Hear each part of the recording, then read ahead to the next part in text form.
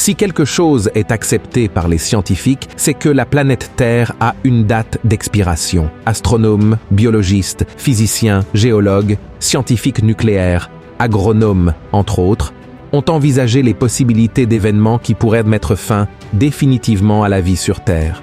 Et quelques exemples de ces événements potentiels sont les menaces d'une guerre nucléaire, la collision d'un astéroïde géant avec la Terre, les fléaux, les maladies et la famine, le manque d'eau, les changements climatiques, entre autres. Et tout cela est bien possible. Après tout, des nations comme l'Iran, la Chine, la Corée du Nord et la Russie ont déjà annoncé à plusieurs reprises qu'elles possèdent des armes chimiques à utiliser à tout moment. En 2016, l'ancien président des États-Unis, Barack Obama, a annoncé que le prochain objectif du programme spatial américain serait une mission habitée vers Mars. La prévision était que cela soit possible d'ici 2030, mais des partenariats sans précédent avec des entreprises privées telles que SpaceX du milliardaire Elon Musk ont permis d'accélérer de plus en plus les plans. Et il est possible que la mission se déroule plus tôt que prévu. Contrairement à la course spatiale qui aurait prétendument conduit l'homme sur la Lune, le voyage vers Mars n'a pas pour but de renforcer l'importance d'un gouvernement ou d'un pays spécifique. Les États-Unis et la Russie, autrefois ennemis en compétition, ont uni leurs forces en septembre 2017 pour construire une base spatiale en orbite lunaire, une étape importante dans le plan d'envoyer des missions habitées vers Mars. L'investissement réalisé par les gouvernements et les entreprises impliquées dans ce projet, tant en termes de temps que de travail et d'argent, est immense. Et tout cet effort ne serait certainement pas fait par simple curiosité. Alors la question qui se pose est la suivante. Pourquoi dépenser des centaines de milliards de dollars dans une mission presque impossible qui enverra des personnes sur une autre planète sans aucune perspective de retour? La raison qui ne sera jamais clarifiée nulle part est une seule. La seule garantie de survie de l'espèce humaine est d'abandonner la planète Terre et de trouver un autre endroit où vivre. Selon Barack Obama, les missions vers Mars nous apprendront comment les humains pourront vivre loin de la Terre. Mais réfléchissez avec moi à ceci. Ne serait-il pas mieux d'investir tout cet argent dans l'amélioration de la vie ici sur Terre? La réponse est non. Si la conclusion des scientifiques est que notre planète peut cesser d'exister ou devenir inhabitable à tout moment. Elon Musk, l'un des plus engagés dans le projet du voyage vers Mars, a affirmé que coloniser la planète rouge est essentiel pour préserver la race humaine et garantir la continuité de la civilisation. Il a clairement déclaré: il est important d'avoir une base autonome sur Mars, car cette planète est suffisamment éloignée de la Terre et la survie y est plus assurée que sur une base lunaire. En cas de Troisième Guerre mondiale, nous voulons nous assurer qu'il existe suffisamment de graines de civilisation humaine quelque part. Dans sa dernière déclaration sur la possibilité d'extinction de la vie sur Terre, avant de mourir en 2018, le scientifique Stephen Hawking a déclaré que la Terre est à quelques siècles de devenir une immense boule de feu en raison de l'augmentation de la population et de la demande en énergie. Mais les gouvernements et les scientifiques sont aujourd'hui conscients que de nombreux autres facteurs se sont combinés pour que la durée de vie de ce monde soit beaucoup plus courte que prévu. Ainsi, que ce soit par l'interférence humaine à travers les guerres, les changements climatiques ou la collision d'astéroïdes, il est très clair pour tous que l'avenir de la Terre est de s'embraser. Et ceux qui ne veulent pas disparaître dans les flammes sont prêts à payer le prix nécessaire pour s'en débarrasser. Toutes ces projections scientifiques confirment ce que la Bible disait déjà il y a des milliers d'années. Ce monde finira par être consumé par le feu. Le Seigneur Jésus-Christ lui-même l'a affirmé en parlant de la fin des temps. Voyez ce qu'il a dit. « Je suis venu jeter un feu sur la terre, et qu'ai-je à désirer s'il est déjà allumé ?» L'apôtre Pierre, par la révélation de l'Esprit Saint, a parlé de cet événement. Voici ce qui est écrit dans 2 Pierre, chapitre 3. Le jour du Seigneur viendra comme un voleur. En ce jour, les cieux passeront avec fracas, les éléments embrasés se dissoudront, et la terre, avec les œuvres qu'elle renferme, sera consumée. Puisque donc toutes ces choses doivent se dissoudre, quelles ne doivent pas être la sainteté de votre conduite et votre piété, tandis que vous attendez et hâtez l'avènement du jour de Dieu, à cause duquel les cieux enflammés se dissoudront et les éléments embrasés se fondront. Mais nous attendons, selon sa promesse, de nouveaux cieux et une nouvelle terre, où la justice habitera. La pensée des gouvernements et des scientifiques n'est pas fausse. Ce qu'ils ne savent pas, cependant, c'est que non seulement la Terre est menacée, mais tout l'univers l'est également. Les cieux seront aussi dissous, c'est-à-dire que les étoiles, les satellites et les autres planètes ont tous leurs jours comptés. Oui, mes frères, la Terre finira en feu et l'humanité doit trouver un autre endroit où vivre. Mais cet endroit n'est pas Mars, c'est un nouveau ciel et une nouvelle terre que le Seigneur Jésus a préparé pour nous. C'est dans ces lieux que Jésus emmènera ceux qui ont cru en son nom et ont vécu leur vie en obéissance à ses paroles. Le Seigneur a donné la vision suivante à l'apôtre Jean. Puis je vis un nouveau ciel et une nouvelle terre, car le premier ciel et la première terre avaient disparu et la mer n'était plus. Et je vis descendre du ciel, d'auprès de Dieu, la ville sainte, la nouvelle Jérusalem, préparée comme une épouse qui s'est parée pour son époux. Et j'entendis du trône une forte voix qui disait « Voici le tabernacle de Dieu avec les hommes. Il habitera avec eux, et ils seront son peuple. Et Dieu lui-même sera avec eux. Il essuiera toute larme de leurs yeux, et la mort ne sera plus.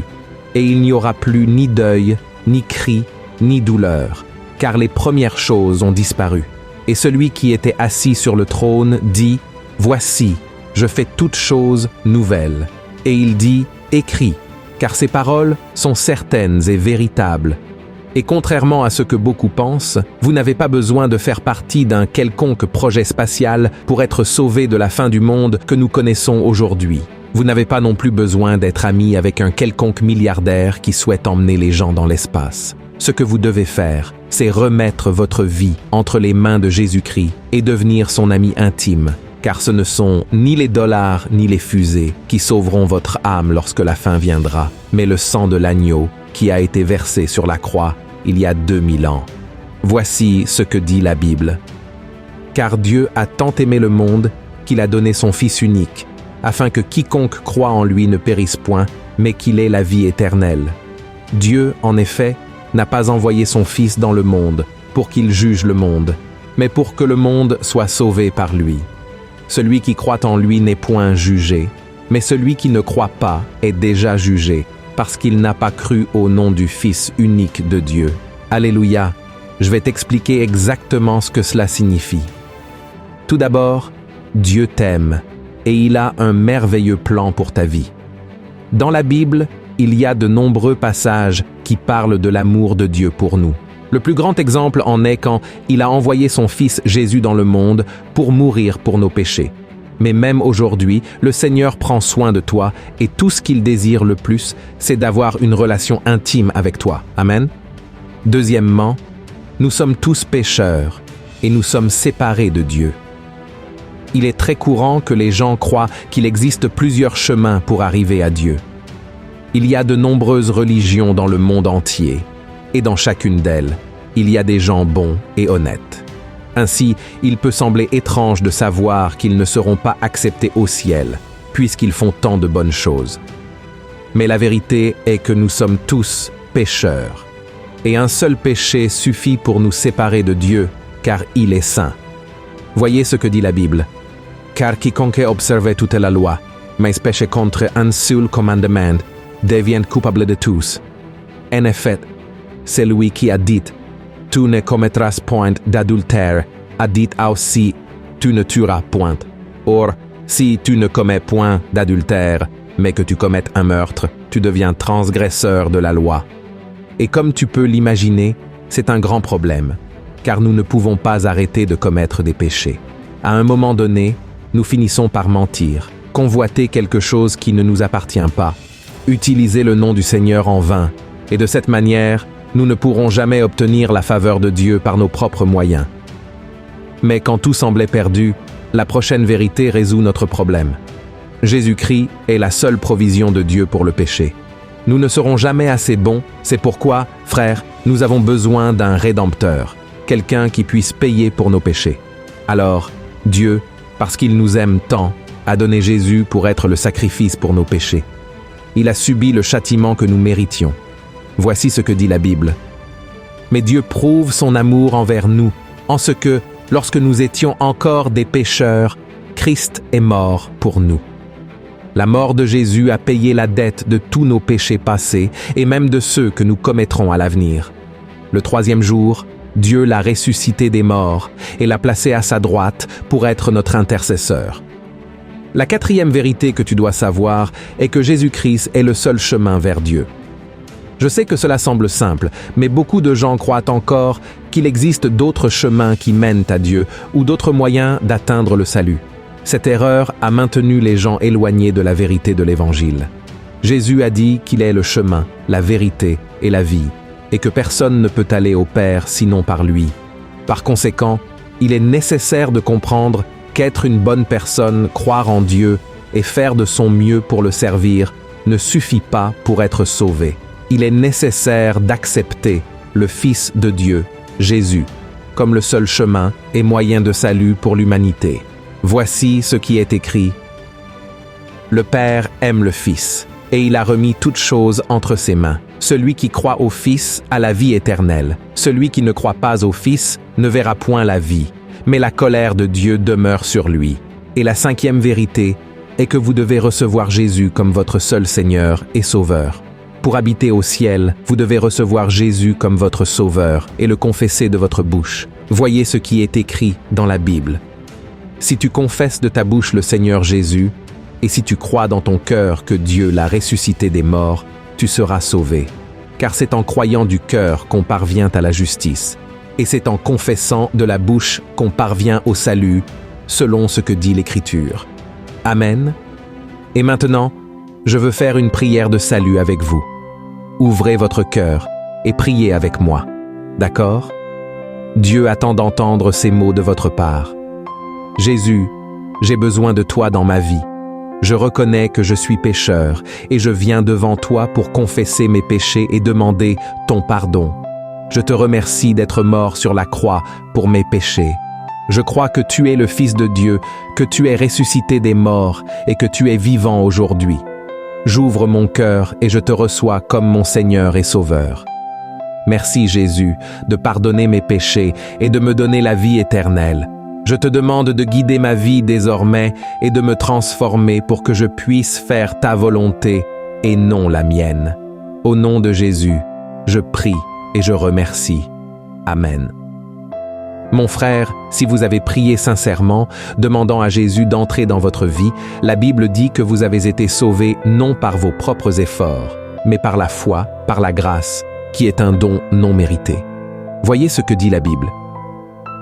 Car c'est par la grâce que vous êtes sauvés, par le moyen de la foi, et cela ne vient pas de vous, c'est le don de Dieu. Ce n'est point par les œuvres, afin que personne ne se glorifie.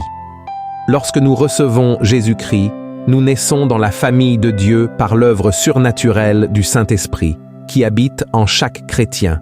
Cela s'appelle la nouvelle naissance et n'est que le début d'une nouvelle vie merveilleuse que Dieu a préparée pour vous.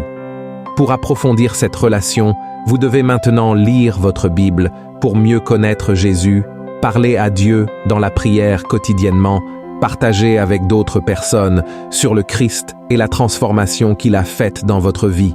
Avoir communion avec d'autres chrétiens dans une église, si possible, où Jésus est prêché, et démontrer votre nouvelle vie et transformation à travers l'amour du prochain.